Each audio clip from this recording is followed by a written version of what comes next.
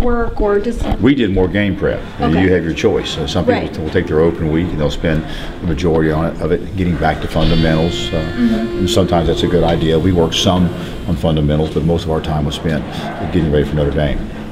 And I know you look at a lot of film in Notre Dame, but did you have a chance, or your coaches or players have a chance just to watch the Notre Dame game yesterday, and what did you learn out of that? Well, we practiced early yesterday and got out of practice in time to watch a lot of the Notre Dame game, and saw them play in Pitt, and they're both good football teams, and we think would match it well with either one of them. And I think our guys had a chance to see the guys we're going to be playing against on live TV and see the excitement of the game and the energy of the game.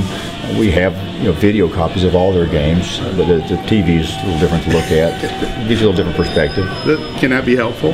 Yeah, I think so. For your guys? They practiced for Notre Dame Saturday morning and then watched Notre Dame's game about an hour later. So I kind of like the way that all laid out. Good plan. It's good to have a bye week at any time, but was it especially nice to have it now, getting into really the meat of the schedule, or the most important game of the year, however you want to phrase that?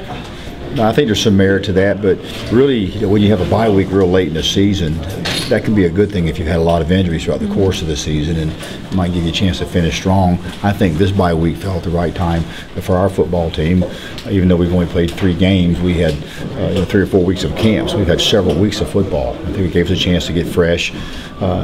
Sometimes you can overtrain them in a bye week and you lose an opportunity to get fresh and stay fresh. And even though we practiced this week, we didn't practice that long. But we had shells and full pads on some. And we went in shorts some. But I thought it was real upbeat, and they were into it, and we got better, and we had good reps getting ready for Notre Dame. Will you have Crank this week?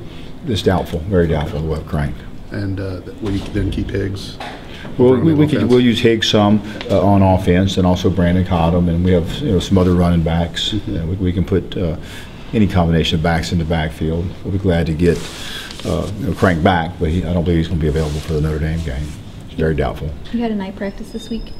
We went out, I think it was a Thursday evening under the lights, had a lot of fun, didn't practice real long, but some music out there. Hadn't seen our guys in 3 or 4 days. They acted like they missed us and liked us again. So we had a blast, really did. They practiced well. We had a lot of fun. Notre Dame week is a fun week. You guys get excited. Just I guess the excitement for a night game and it being Notre Dame, does that kind of hype things up a little bit more this week? No doubt. Hypes it up a bunch. They're excited. Like you said, it's a night game, and it's one of the premier college football games this weekend, and it's at our place, and it's about us, and that's exciting, for our team, our program. You're going to hear it all week. Is Caleb Turbish your starting quarterback? He was last time I looked. Figured just get you prepped, Sure, yeah. He's number one, absolutely. And obviously, Robert's a good player and getting better, and certainly will compete. But right now, Caleb Turbish is our number 1 quarterback, and Robert Marvis too, and we'll play them both. I like what we have in place. Anything else? That's it. Thank you, Coach. All right. Yep, you guys are too easy, man. No hard questions, huh? You're going to